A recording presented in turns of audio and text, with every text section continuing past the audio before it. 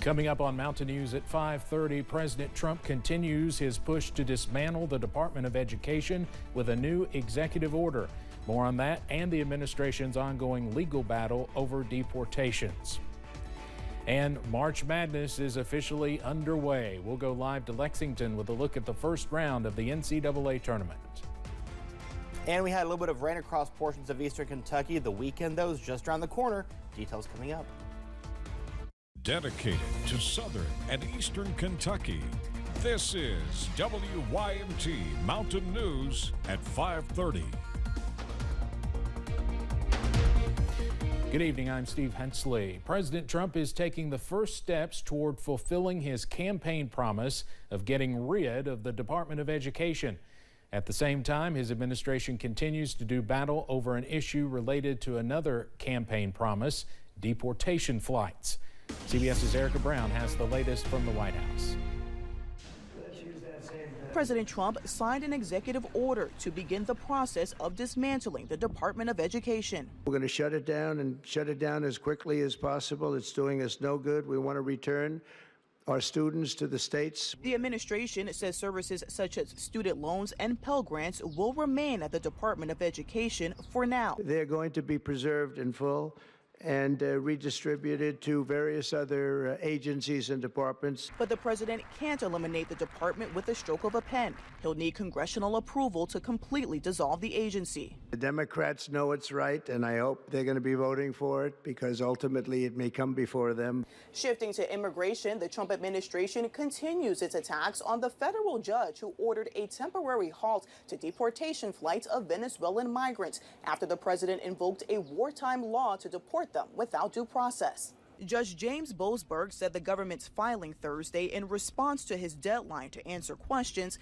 was woefully insufficient and said the government has not successfully argued why the deportation flights continued even after his ruling to turn them around. Well, I found it remarkable that any district judge has the authority to overrule the president's executive orders. And what basically he wanted us to do is turn planes around in midair full of terrorists and bring them back into the United States, which is just ridiculous. And we didn't do it. Judge Boasberg ordered the Trump administration to provide an update on its filing by tomorrow. Erica Brown, CBS News, the White House.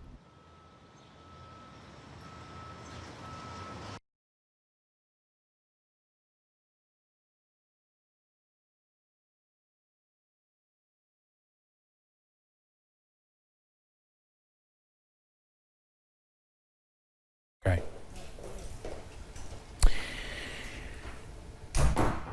In other news, the European Union is delaying its proposed tariffs on imports from the United States, including ones on American whiskey. The first phase of revenge tariffs was set to begin April 1st after the U.S. imposed a 25% tariff on steel and aluminum imports. But today, the Commission said instead of two phases, the tariffs will begin on April 13th.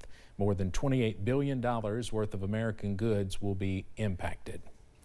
An American man who was detained in Afghanistan for more than 2 years is on his way back to the United States.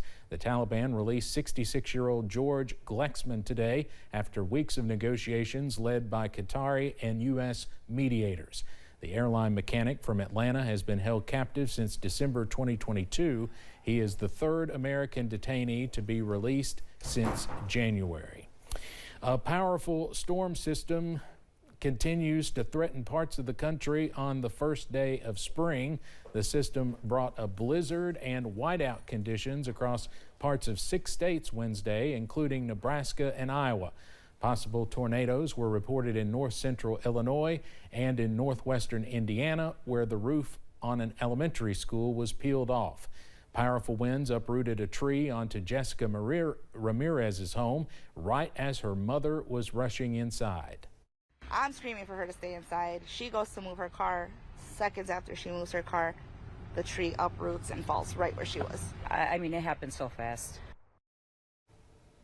High winds also spread new wildfires in Oklahoma and Texas, forcing evacuations. The fire danger now expands to Florida, while parts of the Great Lakes and Northeast brace for heavy rain. Well, we had a little bit of rain throughout portions of eastern Kentucky. Take a look here at what we received since midnight. Some places only a trace. 407-inch near Moorhead, 707-inch near Louisa, 1807-inch near Pikeville, almost 3/10 of an inch near Whitesburg. 3,107-inch near Harlan up on Black Mountain. So a little bit of rain throughout the area. Live pinpoint Doppler radar is showing a few renegade showers across eastern Kentucky. Have a nice little cell over across northern Perry County. A little bit of Breathitt County. You can see again, splash and dash showers will be the name of the game as we go throughout the next several hours. Temperatures right now in the 30s and 40s, upper 30s towards Williamsburg, 38 in Jackson, 41 Boonville, Hazard, Whitesburg as well as Clintwood. We take a look at the 24-hour temperature change. Oh yeah, it's cooler than yesterday. 39 degrees cooler in Jackson, 36 degrees cooler in Pikeville, as well as Clintwood, 38 degrees cooler in Harlan. So as we help you plan the next several hours, we'll see temperatures going into the upper 30s and low 40s. We'll keep the rain chance in the forecast for the next couple hours, staying mainly cloudy as we go throughout the second half of the evening going into the overnight hours. I'll have your complete first alert forecast coming up in a few minutes. Steve.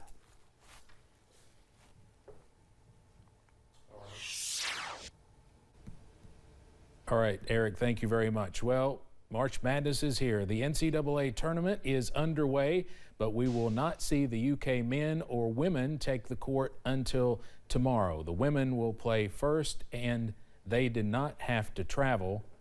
Do we? Okay. The UK women will host the first and second round of the NCAA tournament for the first time since 2020, starting tomorrow. Kenny Brooks and the Cats had their first practice today around 11:30 this morning. UK faces 13 seed Liberty in the first round for the first time since the 2010 tournament. The Cats feel ready to start their NCAA run under National Coach of the Year Kenny Brooks and will not take this opportunity for granted. It's exciting because the group we have and the coach we have, but all the girls are ready to take this experience and make the absolute most of it, because it's not very often that you get put in a position like this. We will hear more from the Cats later in sports and throughout the night. Our Armando Berry is also covering the women's team in Lexington, and we hope to hear from him live a little bit later too. We also hope to hear from the men's team in Milwaukee. That's all coming up tonight at 6. New York St. John's University is among the teams looking to make college basketball history. The Red Storm is making its first March Madness appearance in 6 years and hoping to win its first ever national championship. The team's head coach is Rick Pitino, basketball royalty, whose career spans half a century. He's made 7 Final Fours and won a pair of national championships with Kentucky and Louisville. St. John's has never won it all, and Pitino hopes to change that. They're great guys, and they're willing to put the work in, but they don't understand the NCAA tournament at all, and that's where I come in. Number 5 St. John's takes on number 15 Omaha tonight at 9:30 as part of the first round of the NCAA men's tournament. You can watch that game as part of the NCAA tournament coverage right here on WYMT. As basketball fans cheer on their favorite teams, a reminder that all that screaming and shouting can take a toll on your voice.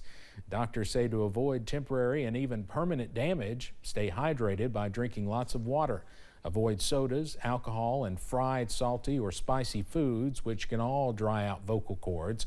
Also, take breaks from cheering to give your voice a rest. It's important for fans to remember that they don't need to be the loudest voice in the room. You can also find alternative ways to cheer, like clapping or noisemakers. After the game, soothe your throat by sipping warm tea with honey or inhaling steam. That can help keep vocal cords relaxed. Some new information in the case of 4 University of Idaho students who were stabbed to death in 2022. Prosecutors say Brian Kohberger took a selfie about 6 hours after he allegedly committed the murders. In addition, investigators checked Kohberger's Amazon shopping history and found he had bought a Kabar knife, a sheath, and sharpener months before the killings. Detectives said they found a sheath next to one of the victims that allegedly contained a statistical match to Kohberger's DNA. His trial is set for August. The last person known to have seen a missing University of Pittsburgh student is back on American soil. A judge allowed Joshua Reeby to leave the Dominican Republic, saying he is a witness, not a suspect, in 20-year-old Sudishka Kanaki's disappearance. Reeby was the last person to be seen with her. He told police they were swept into the sea by a large wave and struggled against the water. He believed Kanaki was out of the ocean, but is not 100% sure. Her family is asking that she be declared dead. We are coming to the terms with the fact that our daughter has drowned.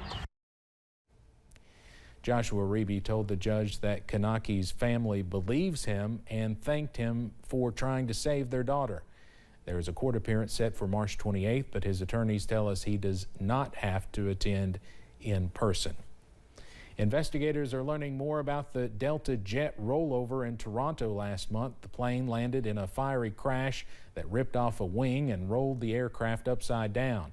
Canada's Transportation Safety Board says a landing gear support on the aircraft's right side fractured upon landing. The right wing then broke between the landing gear and fuselage. Jet fuel sprayed out, leading to a fire and explosion. All of the 80 passengers and crew survived.